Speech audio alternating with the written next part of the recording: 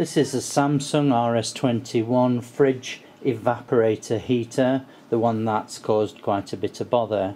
This is the latest one. The modification includes upgrading the insulation of the electrical contacts and the heater itself. To test it, we need to go across the contacts, and we're looking for 485 ohms.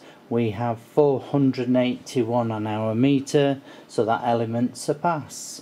And that's how easy it is to test for electrical resistance.